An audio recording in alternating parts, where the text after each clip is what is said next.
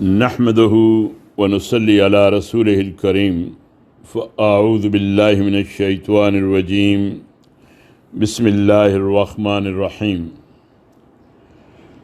حج بیت اللہ سے غفلت کا انجام۔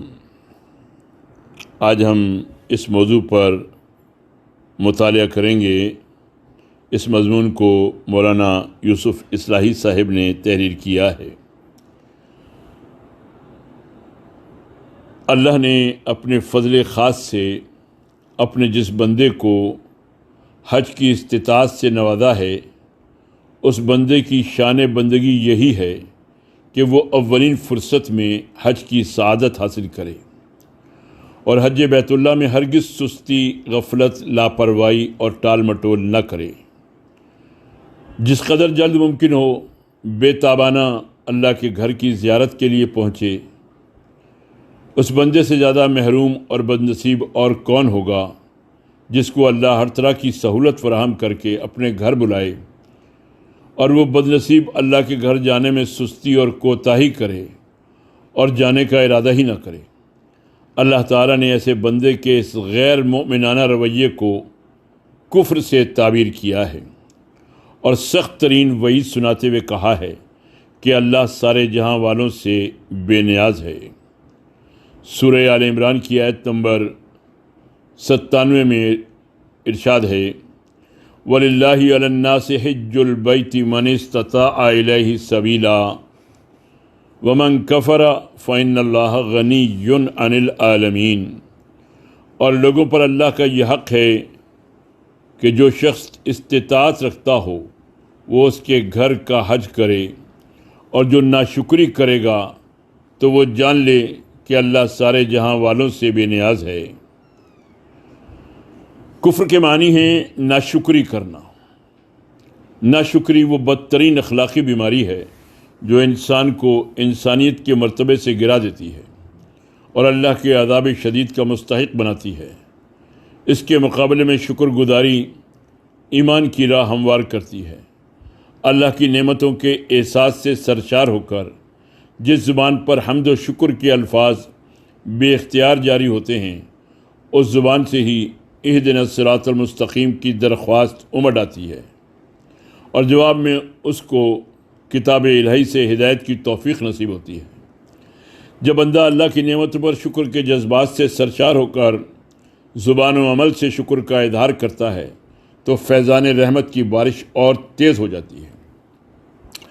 اور جب بندہ سب کچھ پا کر بے حسی اور ناشکری کا رویہ اختیار کرتا ہے تو اللہ تعالیٰ کا غضب بھڑکتا ہے اور اسے عذاب شدید کی وعید سنائی جاتی ہے۔ بندہ مومن کے لیے اس سے بڑی خوش نصیبی اور کیا ہو سکتی ہے کہ رب رحیم اپنے فضل و کرم سے اسے صحت سے نوازے اور ہر طرح کی آسائش اور سہولت مہیا کر کے اس کو اپنے گھر کی زیارت کے لیے بلائے۔ لیکن جو بندہ یہ سب کچھ پانے کے باوجود ناشکری کی روش اختیار کرے اور اپنے رب کے بلاوے کو نظر انداز کر دینے کا جرم کرے، اس سے زیادہ محروم القسمت اور کون ہوگا۔ ایسے شخص کو اللہ نے اپنی بے نیازی کی وارننگ دی ہے، اور اس سے زیادہ لرزہ خیز وارننگ اور کوئی نہیں ہو سکتی کہ بندے کا رب اس سے بے نیازی کا اظہار فرمائے۔ جس سے اللہ بے نیاز ہو جائے اس کا کہیں کوئی ٹھکانہ نہیں ہے۔ اللہ کے رسول صلی اللہ علیہ وسلم نے اس آیت کی بنیاد پر تارکین حج کو ایسے انجام بد سے ڈرایا ہے کہ اگر روح میں ذرا بھی بیداری ہو اور ایمان میں کوئی بھی رمق باقی ہو تو آدمی پر لرزہ طاری ہو جائے۔ حضرت علی رضی اللہ تعالیٰ عنہ کا بیان ہے کہ اللہ کے رسول صلی اللہ علیہ وسلم نے ارشاد فرمایا، جس شخص کو سفر حج کا ضروری سامان اور سواری میسر ہو، جو اس کو بیت اللہ تک پہنچا سکے اور وہ پھر بھی حج نہ کرے تو کوئی فرق نہیں ہے کہ وہ یہودی ہو کر مرے یا نصرانی ہو کر مرے، اس لیے کہ اللہ تعالیٰ ارشاد فرماتا ہے، وَلِلَّهِ عَلَى النَّاسِ حِجُّ الْبَيْتِ مَنِ اسْتَطَاعَ إِلَيْهِ سَبِيلًا۔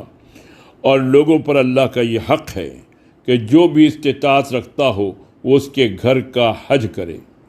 راوی نے پوری آیت کی طرف متوجہ کرنے کے لیے آیت کا پہلا حصہ پڑھا ہے، اس لیے کہ وہ وعید جس سے رسول پاک صلی اللہ علیہ وسلم نے استدلال کیا ہے وہ تو آیت کا یہ آخری حصہ ہے، ومن کفر فإن اللہ غنی عن العالمین، اور جس نے ناشکری کی تو اللہ سارے جہاں والوں سے بے نیاز ہے، یعنی اللہ سے بے نیاز ہے کہ وہ کس حال میں مرتے ہیں اور کس انجام سے دوچار ہوتے ہیں، اس لیے کہ اس نے تو اپنے کرم سے سب کچھ مہیا کر دیا۔ پھر بھی اگر کوئی بندہ شقی بدترین انجام ہی کا خواہاں ہے تو اللہ سارے عالم سے بے نیاز ہے، ساری دنیا کے انسان مل کر اس کی بندگی میں ڈوب جائیں تب بھی اس کی ذات کو شمع بھر نفع نہیں پہنچا سکتا،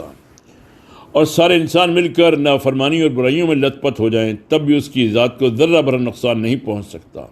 وہ مستغنی اور بے نیاز ہے۔ رسول اللہ صلی اللہ علیہ وسلم کی وعید کا مفہوم یہ ہے کہ ایک تارک حج اگر حج کیے بغیر مر جاتا ہے تو حج کیے بغیر مر جانے میں اور یہودی اور نصرانی ہو کر مر جانے میں کوئی فرق نہیں ہے۔ قرآن میں تارکین صلاۃ کو مشرکین سے تشبیہ دی ہے،